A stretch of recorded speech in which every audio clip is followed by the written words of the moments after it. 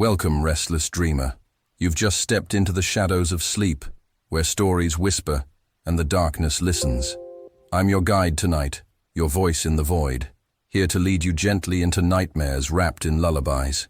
Before we begin, press like if you're brave enough, and subscribe for more midnight tales that blur the line between sleep and terror. Tell me in the comments, where are you watching from, and what hour has found you? The air changed the moment they left the paved road. It was cooler here, heavier, with the scent of damp pine needles and the faint musk of decaying leaves. The dirt path dipped into the forest, and the canopy overhead tangled so thickly that daylight came down in thin, fractured beams. "This is the spot," Trevor called from ahead, his voice too loud for the quiet. He kicked aside a fallen branch and scanned the clearing near the creek. The water was a dull ribbon of silver, moving slowly, whispering as it slid over rocks. Daniel adjusted the straps on his pack and glanced behind him. Mason followed silently, his boots finding each patch of solid ground with unerring accuracy. The guy barely made a sound. Daniel had noticed that about him in the 3 short weeks since Mason had moved into the house at the end of their cul-de-sac. He was quiet in a way that seemed intentional, like he was always listening for something. The trip had been Trevor's idea. 6 friends, 2 nights, and just enough parental oversight to keep them from doing anything truly stupid. Daniel had agreed mostly because it meant getting out of the neighborhood for a while. His mom had insisted he invite Mason to help him feel welcome. When Daniel had asked Mason if he wanted to come, Mason's answer had been a simple, "Yeah, I know the place." He hadn't explained how. The group worked quickly, unloading gear and pitching tents. Mason's was up first, an old canvas model, the kind with a stiff frame and heavy zipper. He'd staked it perfectly, the lines taut and neat. "Where'd you learn to do that?" Daniel asked while wrestling with his own tent poles. "My uncle," Mason said without looking up, "used to bring me out here. Said if you don't know how to set up camp right, the forest will eat you alive." Trevor laughed from across the clearing. "What's that supposed to mean? You get swallowed by a tree or something?" Mason's lips twitched, almost a smile, but he didn't answer. By late afternoon, the tent stood in a loose semicircle near the water. A fire crackled in the center, the smell of smoke curling upward. They roasted hot dogs on sticks, joked about who would scream first during the night, and told campfire stories lifted from internet horror threads. When the fire burned down to red coals, they drifted to their tents one by one. Daniel lay awake longer than he wanted to admit, listening to the quiet. The creek whispered somewhere in the dark. A breeze stirred the trees, making them groan. Then came the sound, the soft rasp of a zipper. Daniel rolled onto his side. Through the tent wall, he saw a thin beam of light moving away from camp, Mason's flashlight. At first he thought maybe Mason needed the bathroom, but the beam didn't stop. It moved steadily into the trees. After a minute, curiosity won over caution. Daniel pulled on his boots, unzipped his tent as quietly as he could, and followed. The forest swallowed the sounds of the camp almost immediately. His breath seemed too loud, his heartbeat too fast. Mason's light bobbed ahead, weaving between tree trunks. Then it stopped. Daniel crouched behind a cluster of ferns and peered into a shallow clearing. Mason knelt on the ground, brushing dirt from the lid of a half-buried wooden chest. The thing looked ancient, wood gone gray with age, metal bands rusted. A thick padlock hung from the latch. Mason worked at it with a thin piece of metal, his hands moving quickly, confidently. After a few seconds, there was a faint click, and the lock fell open. Daniel stepped closer. The chest creaked as Mason lifted the lid, revealing not tools, not clothes, photographs, dozens of them, stacked in bundles tied with string. Their edges curled and yellowed, but the images were still visible. Children, all different, some grinning, others looking uncertain. None were Mason. Among the photographs were small personal objects, a pink plastic hairbrush, a tiny shoe, A frayed stuffed rabbit missing an ear. What is that? Daniel's voice cracked more than he wanted. Mason's head jerked up. The flashlight caught his face, wide-eyed and pale. It's my family's stuff, he said after a pause. Things my uncle kept out here. Things that belong to us. Daniel stared at the items. These belong to kids. Mason's expression didn't change. Not anymore. They returned to camp without speaking. Mason crawled into his tent and zipped it closed. Daniel lay awake. The image of that chest burned into his mind. By morning, Mason was back to his quiet self, eating oatmeal and helping Trevor collect more firewood. No one else seemed to notice anything strange. It might have stayed that way if the first tent hadn't been destroyed. They'd gone for a short hike along the creek, and when they returned, Trevor's tent was shredded. The fabric hung in jagged strips, the sleeping bag inside ripped to pieces. A plastic container of trail mix had been overturned, every piece ground into the dirt. Bears, Ryan suggested weakly. No tracks, Mason said without looking up. Not bears. Daniel caught his eye, but Mason turned away. That night, the fire burned hotter and brighter, as though the extra light could keep whatever was out there at bay. It was just after midnight when Daniel realized Ryan was gone. His tent was empty, boots missing. He probably went to take a leak, Trevor said. But when they called his name, no answer came back. The forest seemed to swallow their voices whole. We have to look for him, Trevor said. No, Mason said sharply. If he's gone, he's gone. The more you walk into the dark here, the less likely you are to walk back. What the hell is wrong with you? Trevor snapped. We're not leaving him out there. They searched anyway, splitting into pairs. Daniel and Trevor took the east side of camp, sweeping their flashlights across the undergrowth. The trees pressed in from all sides, their branches clawing at the air. Daniel thought he saw movement ahead, a flicker of shadow, but when he shined his light, there was nothing. After an hour, they gave up. Ryan was gone. Daniel found Mason sitting alone by the dying fire. You know something, Daniel said quietly. Mason didn't look up. Blackwater Creek keeps what it's given. My uncle taught me that. You don't take from it without offering something back. Daniel's stomach turned. You brought us here. Mason finally met his eyes. That small, almost smile was back, but colder now. I told you, not my first time camping. The wind picked up, rattling the tents. Somewhere far off, a branch snapped with a sound like a gunshot. Daniel stayed by the fire long after the others had retreated.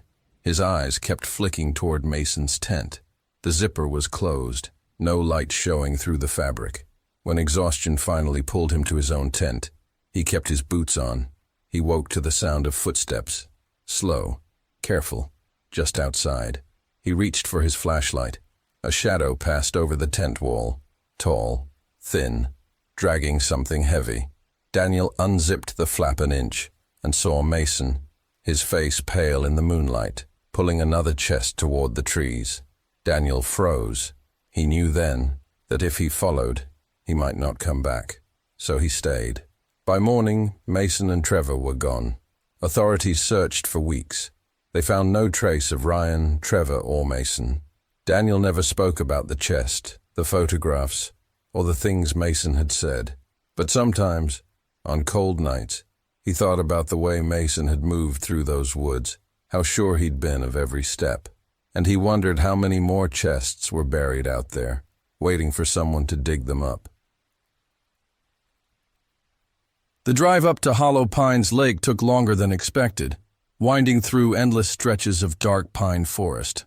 By the time we arrived, the sky had turned a deep navy, the surface of the lake glinting faintly under the moonlight. It was supposed to be the perfect weekend escape.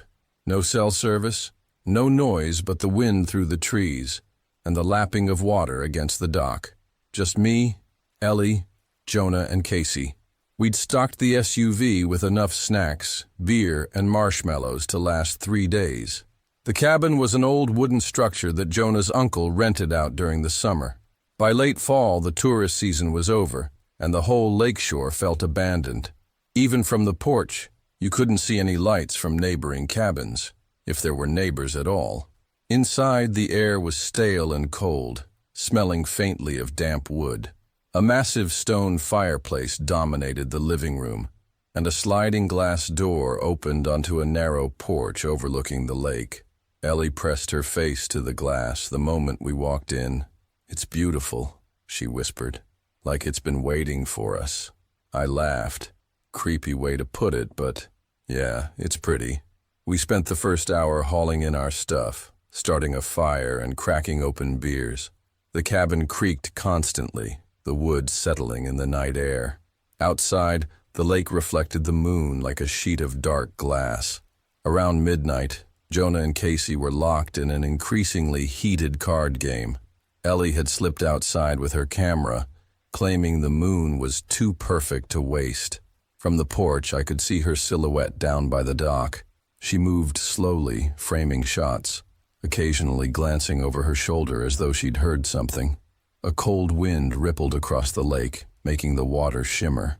I wrapped my blanket tighter around my shoulders, telling myself it was nothing unusual. But when Ellie's flash went off, illuminating her for a split second, I could have sworn there was a darker shape just at the edge of the dock.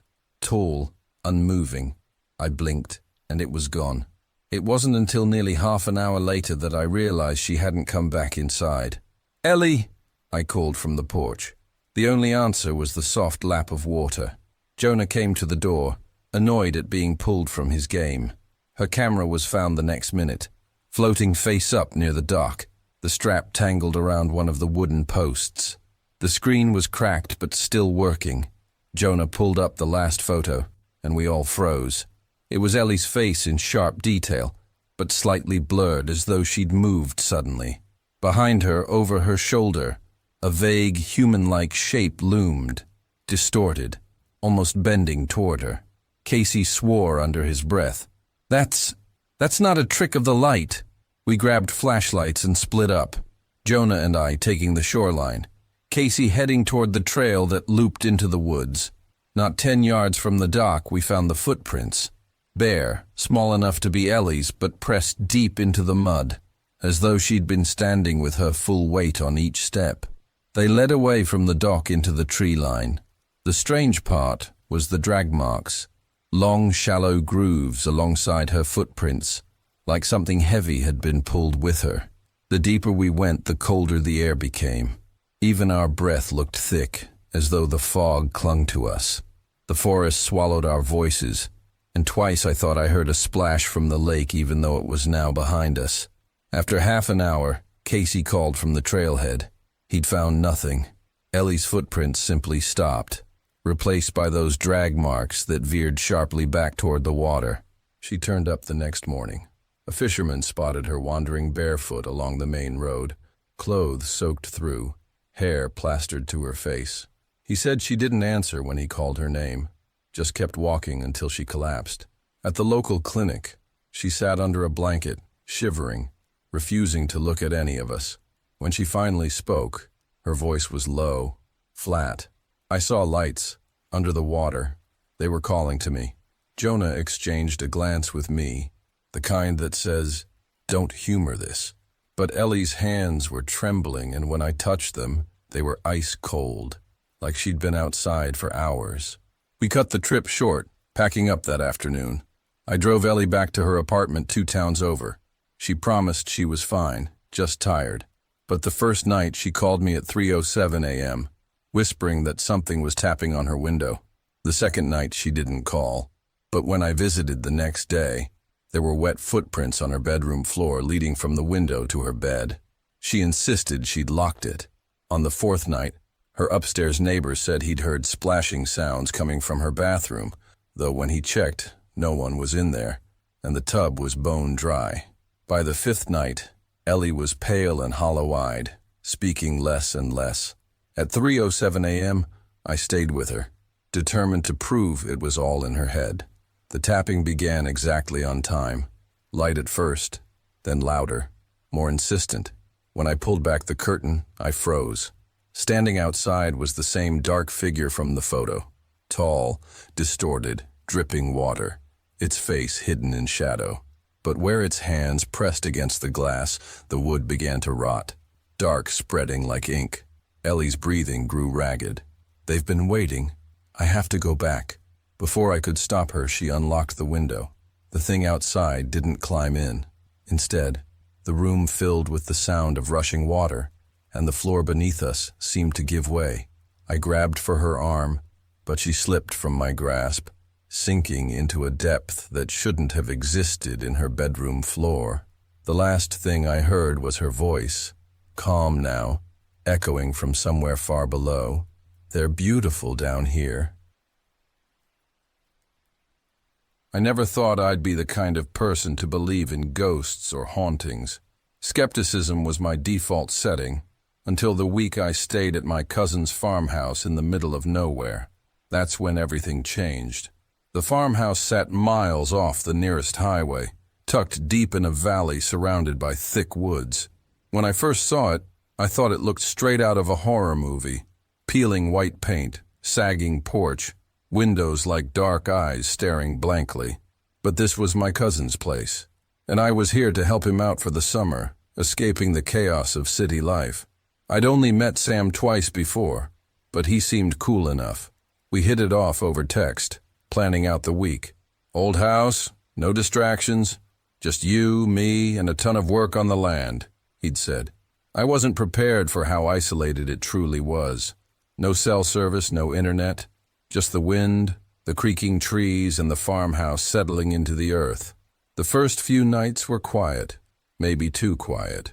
I stayed up late reading by flashlight, hearing nothing but the usual groans of an old house adjusting to the cool mountain air. Sam laughed when I mentioned the noises, saying it was just the house breathing. It wasn't until the second night that the strange things started. At exactly 1:13 a.m., I was jolted awake by a slow, dragging sound in the hallway. At first, I thought maybe Sam was up getting a glass of water, but when I called out, there was no answer. The dragging grew louder, deliberate. It stopped just outside the guest room door where I was sleeping. I held my breath, staring at the door, waiting for a knock or some kind of movement. Nothing. I told myself it was just my imagination. Old houses made weird noises after all. But the sound kept coming every single night at exactly 1:13. On the third night, I noticed something else. The hallway light flickered right before the dragging started.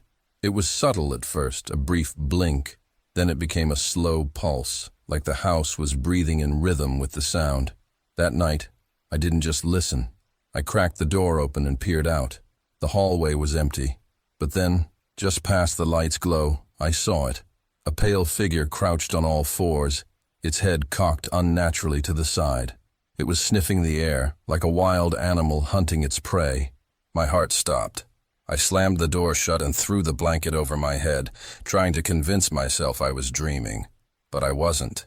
The next morning, I found long, wet handprints smeared on the floorboards outside my room. They led from the hallway directly to my bed. I showed Sam, hoping he'd laugh it off. Instead, he looked serious. "You shouldn't have seen that," he said quietly. I pressed him for answers, but he just told me again it was the house settling, the forest playing tricks on me. But I knew better. The last night I spent in that house, the tapping on the door began earlier, at 1:05 instead of 1:13. It was impatient, urgent. When the dragging footsteps reached my door, I was ready. I threw the door open and screamed. The creature was there, pale and distorted, its eyes dark hollows. It lunged at me with unnatural speed, its breath cold and wet against my skin. I fought with everything I had, pushing it away and running down the stairs, out the front door into the moonlit night. The creature followed, but as I reached the edge of the porch, it stopped, retreating into the shadows like it didn't want to cross some invisible boundary. I didn't stop running until I reached the nearest town, hours later, shaking and gasping for breath. I never went back to that farmhouse. Sam disappeared not long after, and no one seems to know where he went. The house was sold, then burned down in a fire nobody could explain.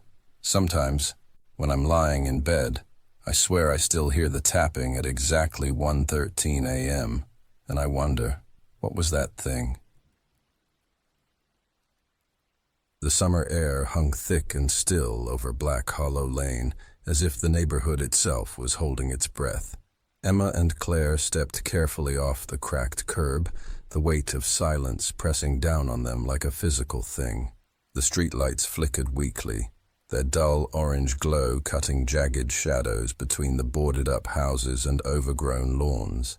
The air smelled of dust, rotting wood, and damp earth, the scent of a place long forgotten and left to rot. Emma shifted the strap of her backpack and glanced back at Claire, who hugged her jacket tightly around herself despite the heat.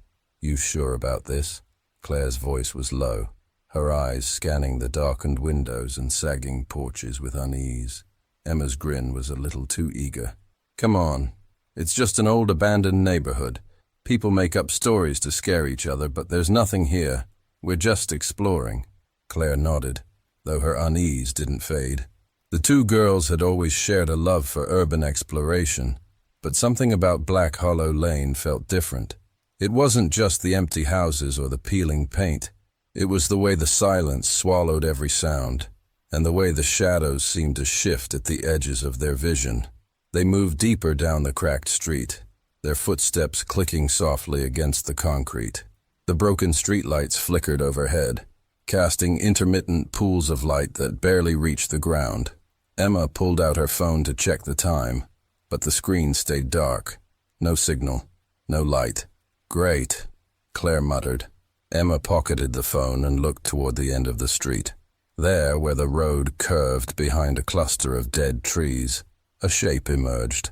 A black van, old and battered, moving forward without headlights.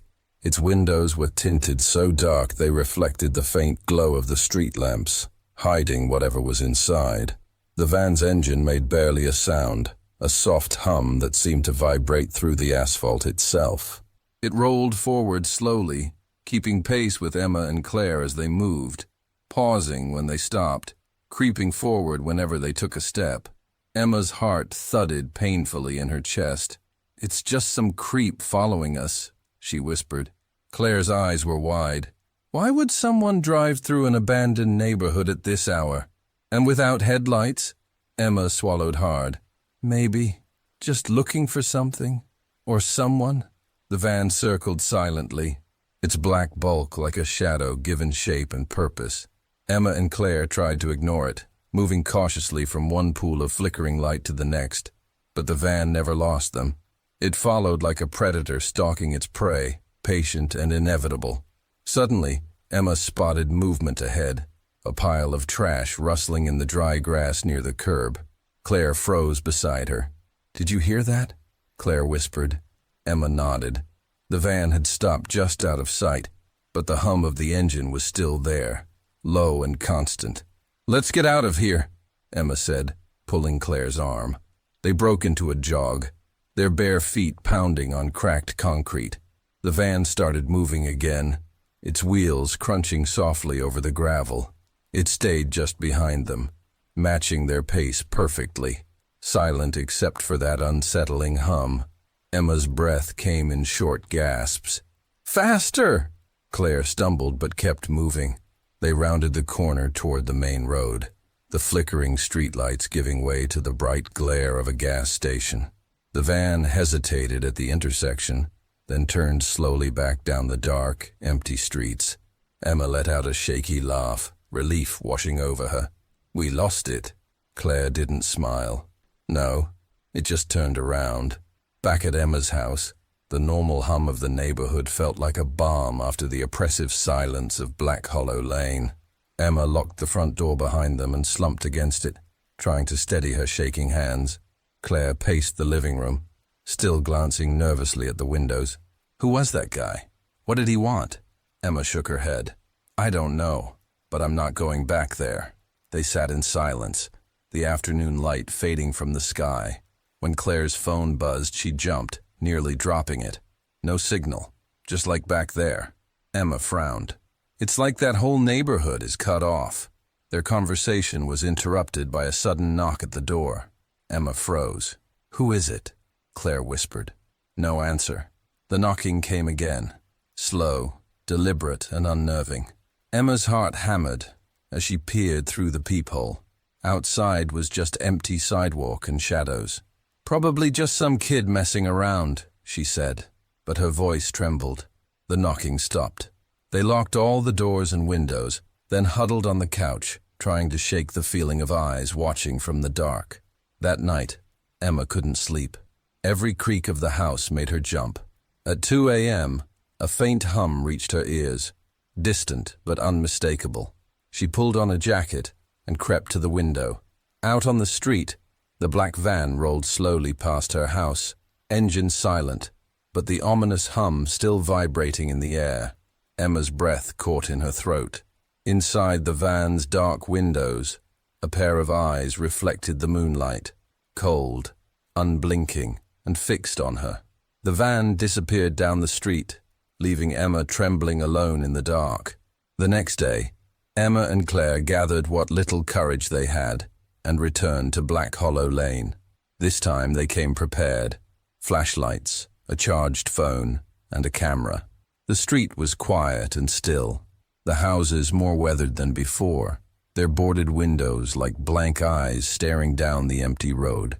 They wandered cautiously, taking photos of graffiti and broken fences, trying to convince themselves it was just an abandoned neighborhood like any other. But the feeling of being watched never left. Suddenly Claire gasped and pointed. "Look, footprints." Faint, muddy impressions leading to a side alley. Emma followed the trail, her flashlight slicing through the darkness. The footprints stopped in front of a rusted gate chained shut. Why would someone chain a gate in an abandoned neighborhood? Emma wondered aloud. Claire's voice was tight. To keep something in or out. Behind the gate, the faint glow of a small fire flickered. They crept closer and saw the van, parked inside the locked lot. Emma's pulse raced. Someone's been here. A sound behind them made them spin around. There was nothing but the whispering wind through dead branches. That night, Emma stayed awake, haunted by the van's silent hum. Around midnight, she heard footsteps on the porch. Heart pounding, she grabbed the baseball bat she kept by her bed. A shadow moved outside the window, tall, thin, but featureless. Emma held her breath as the figure turned and vanished into the darkness.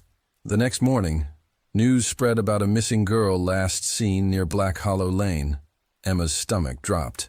She knew. The van had come back for someone. Days later, Emma and Claire discovered an old diary buried beneath a floorboard in one of the abandoned houses. Its pages told a chilling story. A family cursed by a vengeful spirit trapped in a van, doomed to hunt anyone who dared trespass after dark. Emma realized the van wasn't just a vehicle. It was a vessel for something evil, a dark force that preyed on curiosity and fear. Determined to end the nightmare, Emma set out alone to find the source of the curse. Deep in the woods beyond the neighborhood, Emma found an ancient tree marked with strange symbols. There, beneath tangled roots, lay a small box. Inside, a worn talisman and a faded photograph of a family smiling, eyes full of warmth. Emma knew what she had to do. She buried the talisman beneath the tree, whispering a plea for peace. The hum of the van faded, and for the first time in weeks, the silence felt empty, not full of menace. Emma left Black Hollow Lane behind, carrying the memory of those silent streets, and the warning to never ignore the darkness lurking just out of sight. The Gallagher house was the kind of place that made you believe everything was fine. A sprawling colonial with a wraparound porch, manicured hedges, and flower beds bursting with spring blooms. On the outside, it was a perfect snapshot of suburban calm. Inside, though, things were different. Courtney Gallagher's birthday party was in full swing. The backyard echoed with laughter, the girls from her volleyball team lounging under strings of fairy lights, passing around plates of pizza and birthday cake. The warm spring air smelled of fresh grass and blooming lilacs, a perfect night for celebration. But there was one part of the house nobody talked about, the basement door. It sat at the end of the kitchen hallway, heavy and locked with 3 separate locks, a doorknob, a deadbolt, and a thick sliding bolt at the top. Courtney's parents kept a watchful eye on it, and whenever one of the girls passed by, Mr. Gallagher's tall frame would shift as if guarding some dark secret.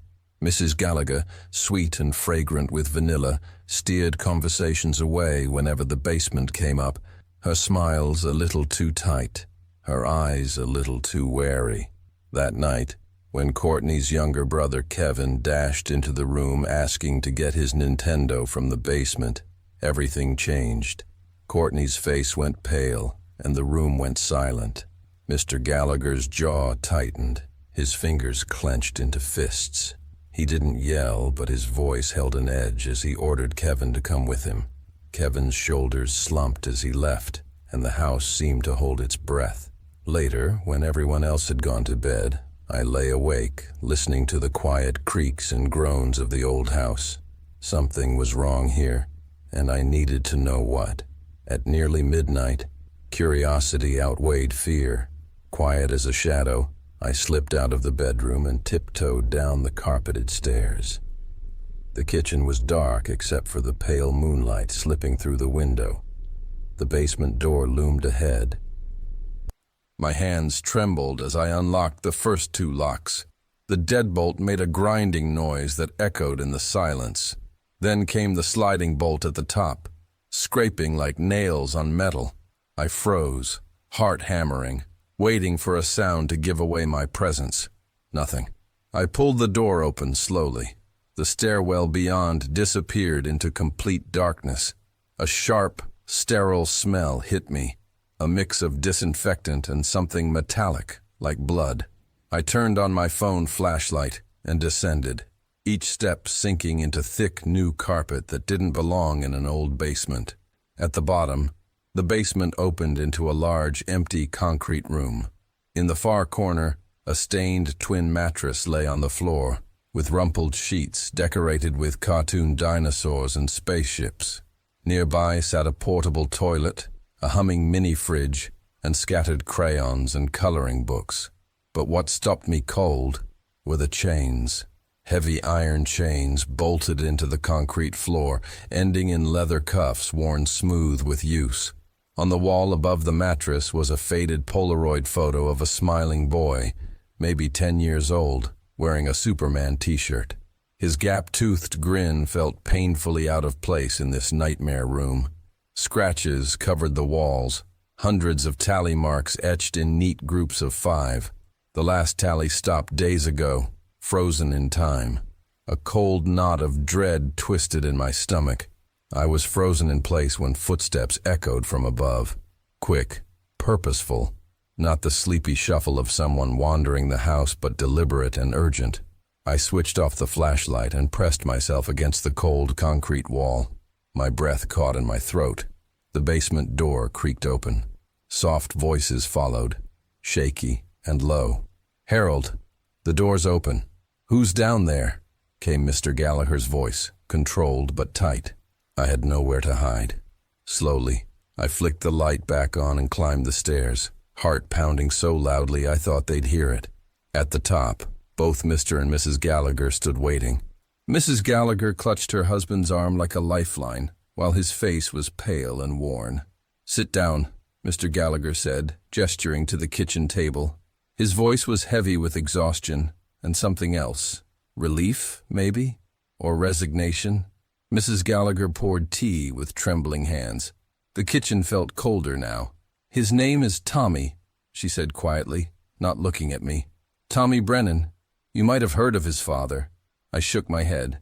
"The news called him the Arlington Mall shooter," Mr. Gallagher said.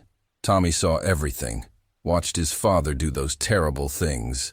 The boy's story spilled out between quiet sips of tea. Tommy's father had killed 3 people in a rampage before taking his own life. Tommy was left behind, a child burdened with trauma no kid should carry. The state planned to place him in foster care, but the Gallagher's sister, who worked at child services, begged them to take him in temporarily, just for a few weeks. The few weeks stretched into months. Tommy was violent and unpredictable.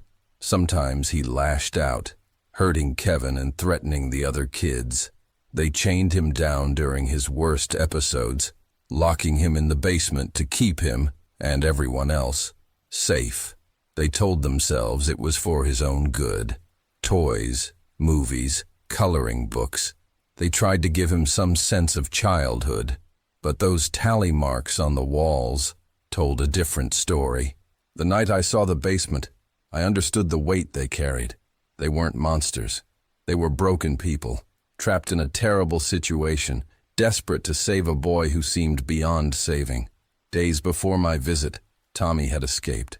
The Gallaghers were frantic, driving the streets at night, searching the woods behind the house, terrified he might hurt someone or be hurt himself. They showed me frantic texts from their sister, desperate messages about Tommy being gone, lost, and dangerous. The community didn't know. No one knew. The next morning, a boy's body was found near Riverside Park, cold, alone, and lifeless. No name was released, but the gap-toothed smile was unmistakable. The Gallaghers kept their secret. Kevin returned to a normal childhood. Courtney finished high school like nothing had happened, but for me that night never left. The basement door, the chains, the boy's haunted eyes in the Polaroid, they haunt me still. Was keeping Tommy chained down the worst thing that happened to him? Or was the world outside more dangerous than anything inside that basement? Sometimes I wonder if the real monsters aren't hiding in dark basements or locked rooms. Maybe they live in the places that pretend everything is fine. I still remember the first time I stepped inside Lily's family estate, the way the heavy oak door groaned as it closed behind me, sealing me into a world I didn't understand. It was early autumn, the kind of crisp, cold day where the sunlight seemed too weak to push away the shadows clinging to the ground. Lily had invited me to spend the weekend at her parents' house, a sprawling Victorian mansion that looked like it had been lifted straight out of a Gothic novel. Lily's family had always been a mystery to me. We'd been friends since elementary school, but she rarely talked about her home. The few times she mentioned her parents, her voice dropped to a whisper, as if afraid someone might overhear. So, when she invited me to stay over, I was both excited and uneasy. I figured it was just a normal weekend, but nothing about that house was normal. The driveway was lined with ancient, towering oaks, whose gnarled branches scratched the sky like skeletal fingers. The mansion itself was imposing, all dark wood and stained glass windows that caught the sun's fading light in shards of red and purple. A wraparound porch stretched around the front, its floorboards creaking under our footsteps. Inside, the house smelled faintly of old books, polished wood, and something else I couldn't place. A coldness, like the air itself was holding its breath. Lily led me inside, pulling the door shut with a click that echoed down the long hallway. Her eyes darted nervously around as if expecting someone to appear. She smiled, but it didn't quite reach her eyes. "Welcome to the nightmare," she joked, but I caught the tremble in her voice. The living room was grand but dim, filled with heavy antique furniture and thick curtains that blocked most of the daylight. Family portraits hung on the walls, stiff-faced men and women staring down at us with eyes that seemed almost alive. After a quick tour, Lily showed me my room, a small chamber at the end of a long corridor, with peeling wallpaper and a window overlooking the twisted garden maze. As she left me to unpack, I caught a glimpse of her mother, Marianne, slipping past the doorway like a shadow, her pale face tight with worry. That night after dinner, a quiet, awkward meal with Lily's father, who said little beyond polite greetings, the house settled into a heavy silence. I lay awake, listening to the sounds, the faint tapping of rain against the windows, the whisper of wind through the cracked walls, and something else, a low, rhythmic thumping coming from somewhere deep inside the house. I asked Lily about it the next day, and she brushed it off, saying the house was old and made noises. But I didn't believe her. The thumping continued into the night, growing louder, more insistent, as if trying to tell me something. One evening, I wandered down the hall, drawn by a strange compulsion. I found myself standing before a heavy wooden door, The one Lily's parents never let anyone enter. Through a crack beneath it, I saw a faint flickering light. Suddenly the thumping stopped. I pressed my ear against the door, and my heart nearly stopped. A whisper came through, barely audible, desperate and pleading. I tried to pull the door open, but it was locked tight. That's when I realized this house was keeping secrets. Dark, terrible secrets. As the weekend wore on, strange things kept happening.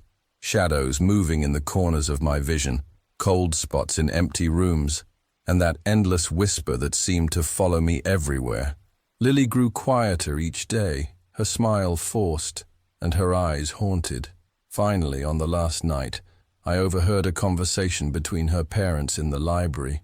Marianne's voice was low and urgent. "We can't keep this up," she said. "The curse is spreading. If the townspeople find out, we'll lose everything." Her husband's reply sent a chill down my spine. "We have no choice. It's her or us." I wanted to run, to leave this house and never look back, but something kept me there. A pull I couldn't explain. The next morning, Lily was gone. Her room was empty, the bed untouched, and the house felt colder than ever. I never saw Lily again. Back at school, I was a ghost. Everyone kept asking where Lily was, but I had no answers. I didn't know what had happened or where she'd gone. My mind kept replaying the weekend, the heavy silence, the coldness, the whispered cries behind that locked door. One afternoon, I decided I couldn't keep it to myself any longer. I told my parents everything, the noises, the locked room, the strange behavior of Lily's parents. They promised to help, but I wasn't sure they really believed me. Then, about a week later, the police showed up at school asking questions. I gave my statement, recounting every detail I could remember. The officers were grave but quiet. Later, I learned from the news what I feared most. The house on the hill had been the site of a long, hidden horror. Lily's parents had been keeping someone locked inside the basement, a young woman trapped for months, desperate to escape. The rhythmic thumping I heard was her trying to signal for help, banging on pipes and walls. The whispers were her cries. The curse Marianne mentioned wasn't some ancient legend, but the terrible secret of their crime. Lily had vanished, possibly taken or worse, a victim of whatever dark pact her family had made to protect themselves. The house was sealed off, and investigations were ongoing. I was left with nothing but questions, and a hollow ache where my friend used to be. Sometimes at night, when everything is quiet, I swear I hear the faint thumping again, a reminder that some secrets refuse to stay buried, and that evil sometimes wears the face of family.